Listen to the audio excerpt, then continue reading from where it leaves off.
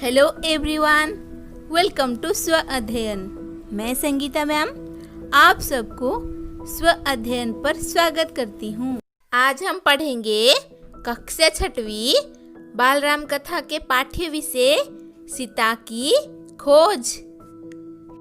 राम के मन में कई प्रकार के प्रश्न थे, आशंकाएं थी। मारीच की माया उन्होंने देख ली थी। वह छल से उन्हें कुटिया से दूर ले आया था। अब क्या होगा, यही सोचते हुए वे कुटिया की ओर भागे चले जा रहे थे। वापसी में एक पल भी विलंब नहीं करना चाहते थे। लक्ष्मण को वे कुटी पर छोड़ आए थे सीता की रखवाली के लिए। अच्छा हो कि लक्ष्मण वहीं हो, मारीच की मायावी आवाज़ उन तक न पहुंची हो। राम ने सोचा, सीता अकेली रही तो राक्षस उन्हें मार डालेंगे, खा जाएंगे। तभी उन्होंने पगडंडी से लक्ष्मण को आते देखा। वही हुआ जिसका राम को डर था। अनिष्ट की आशंका और बढ़ गई। पता नहीं सीता किस हाल में होंगी। राक्षसों ने उन्हें मार डाला होगा, उठा ले गए होंगे। अकेली सीता दुष्ट राक्षसों के सामने क्या कर पाई होंगी। कुटी छोड़कर आने पर वह लक्ष्मण से क्रुद्ध थे। उन्होंने क्रोध पर नियंत्रण रखा। लक्ष्मण का बायां हाथ जोर से पकड़ लिया। डर ने दोनों भाइयों को घेर लिया था। देवी सीता ने मुझे विवश कर दिया भ्राते। उनके कटु वचन में सहन नहीं कर सका, कटाक्ष और उलाहना नहीं सुन सका। मैं जानता था कि आप सकुशल होंगे। आपकी सुरक्षा को लेकर मन में कोई संदेह नहीं था। तब भी मुझे कुटिया छोड़कर आना पड़ा। लक्ष्मण ने कहा, यह तुमने अच्छा नहीं किया। तुम्हें मेरी आज्ञा का उल्लंघन नहीं करना चाहिए था। अब जल्दी चलो, मेरा मन चिंतित है। सीता न जाने किस हाल में होंगी, कैसी होंगी। मायावी राक्षसों का कोई ठिकाना नहीं। राम ने चलने की गति और बढ़ा दी। कुटिया तब अभी बहुत कुछ दूरी थी, पर दिखाई पड़ने लगी थी। राम ने वहीं से पुकारा, सीते तुम कहाँ हो? जैसे कि उन्हें पता चल गया हो कि सीता आश्रम में नहीं है। कुटिया मौन रही। वहाँ से कोई उत्तर नहीं मिला। राम की बेचैनी बढ़ गई।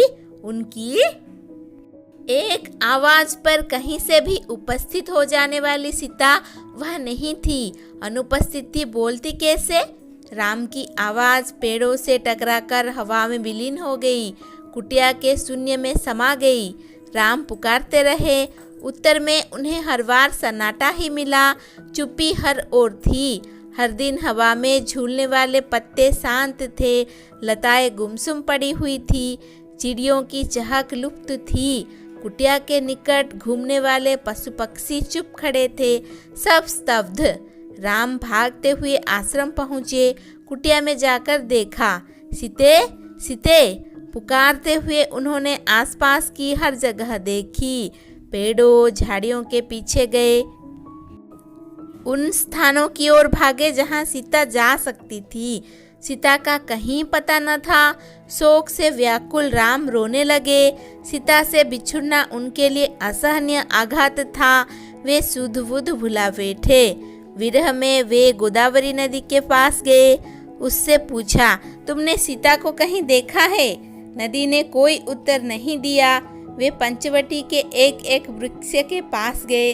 सबसे पूछा, कोई सीता का पता बता दे। हाथी के पास गए।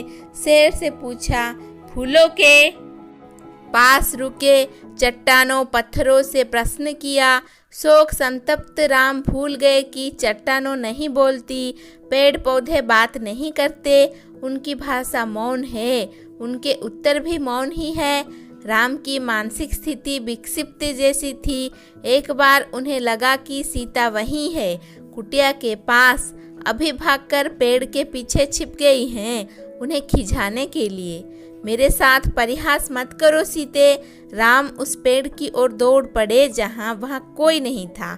वे निराश होकर पेड़ के नीचे बैठ गए। राम का दुख लक्ष्मण से देखा नहीं जा रहा था। उनका व्यवहार सहन नहीं हो रहा था। वे राम के निकट गए। विलाप करते राम ने कहा, मैं सीता के बिना नहीं रह सकता। तुम अयोध्या लौट जाओ लक्ष्मण, मैं बाहर नहीं जाऊंगा, यहीं प्राण दे दूंगा। मैं सीता के साथ आया था, उसके बिना कैसे लौटूंगा? नगरवासियों को क्या मुंह दिखाऊंगा? तुम जाओ, मुझे यहीं छोड़ दो। आप आदर्श पुरुष हैं, आपको धैर्य रखना चाहिए, इस तरह दुख से कातर नहीं होना चाहिए। हम मिलकर सीता की खोज करेंगे, वे जहाँ भी होंगी हम उन्हें ढूंढ निकालेंगे। सीता हमारी प्रतीक्षा कर रही होंगी। लक्ष्मण ने उन्हें ढांढस बंधाते हुए कहा। राम शांत हुए, पर थोड़ी ही देर में हाँ प्रिय कहते हुए पुनः विलाप करने लगे। इसी बीच आश्रम के आसपास भटकने वाले हिरणों का एक झुंड राम लक्ष्मण के निकट आ गया। राम को लगा कि हिरण सीता के बारे में जानते हैं, उन्हें कुछ बताना चाहते हैं। हे मृग, तुम ही बताओ सीता कहाँ है? राम ने पूछा। हिरणों ने सिर उठाकर आसमान की ओर देखा और दक्षिण दिशा की ओर भागे। राम ने संकेत समझ लिया, हमें सीता की खोज दक्षिण दिशा में ही करनी चाहिए। उन्होंने लक्ष्मण से कहा, हिरण उसी ओर गए हैं। वन में भटकते हुए उन्होंने एक टूटे हुए रथ के टुकड़े देखे, मरा हुआ सारथी और मृत घोड़े भी थे। वन में रथ का क्या प्रयोजन, उसके टूटने का क्या अर्थ?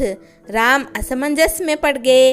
लगता है थोड़ी देर पहले यह संघर्ष हुआ है, लक्ष्मण ने कहा। यह पुष्पमाला वही है जिसे सीता ने वेणी में गूंथ रखा था। निश्चित तौर पर सीता राक्षसों के चंगुल में फंस गई है। यह माला संघर्ष के दौरान वेणी से टूटकर गिरी होगी।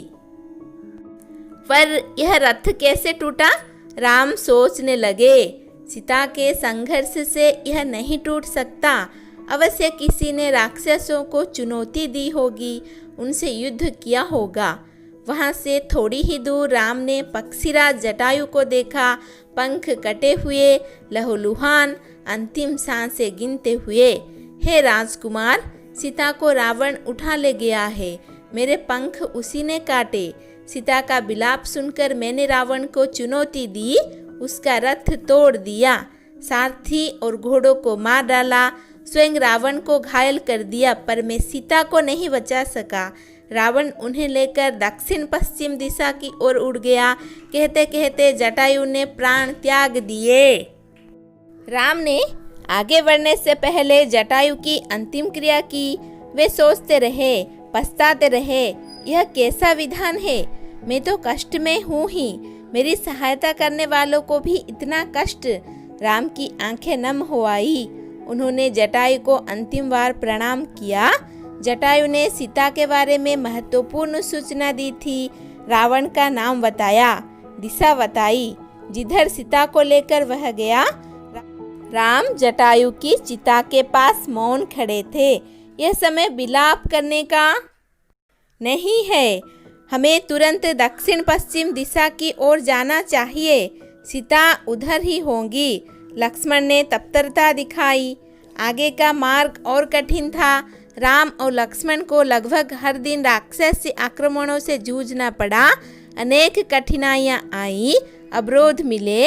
दोनों राजकुमार प्रत्येक बाधा पार करते चले गए।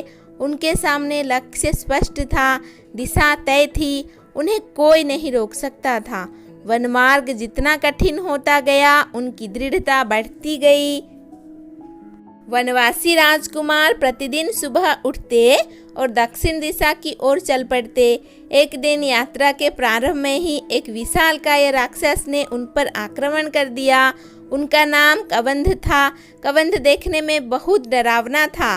मोटे मांसपिंड जैसा, गर्दन नहीं थी, एक आंख थी, दांत बाहर निकले हुए थे, जीभ सांप की तरह लंबी और लपलपाती हुई।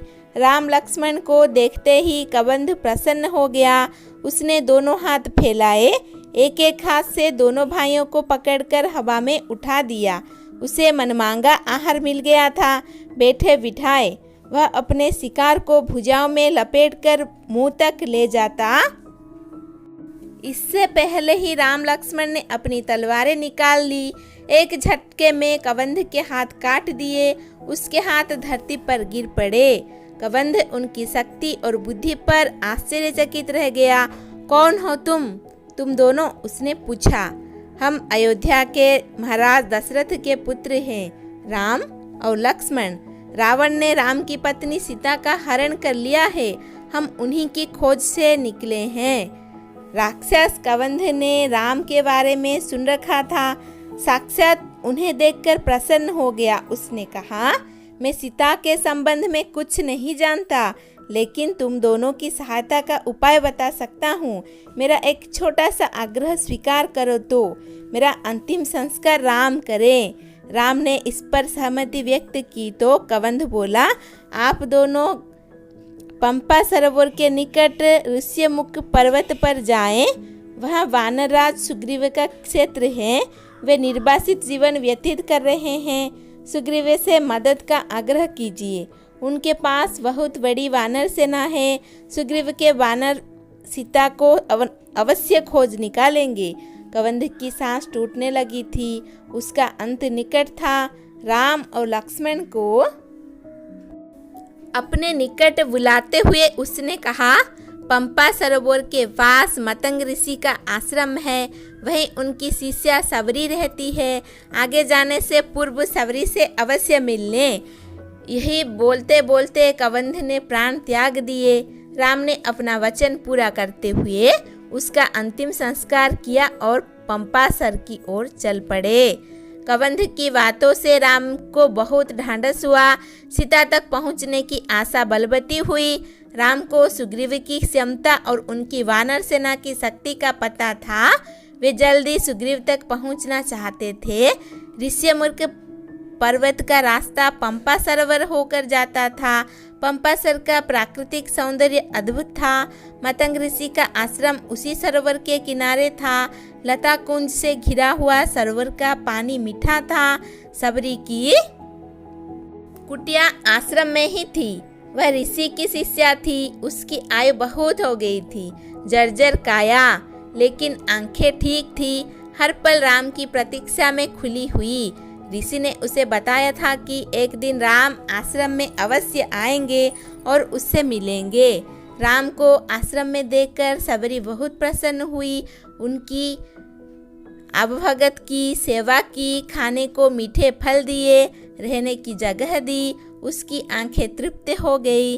राम ने उससे सीता के संबंध में पूछा। आप सुग्रीव से मित्रता करिए, सीता की खोज में वह अवश्य सहायक होगा। उसके पास विलक्षण शक्ति वाले बंदर है।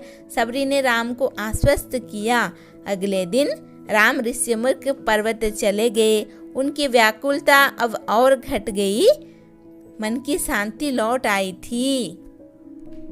आज हमने पढ़ा बाल राम कथा के पाठ्य विषय सीता की खोज। हमारा अगला पाठ्य विषय है राम और सुग्रीव। जानने के लिए हमारे साथ जुड़े रहिए। धन्यवाद। ऐसे ही वीडियो देखने के लिए चैनल को सब्सक्राइब कीजिए। नोटिफिकेशन के लिए बेल आइकन को दबा दीजिए।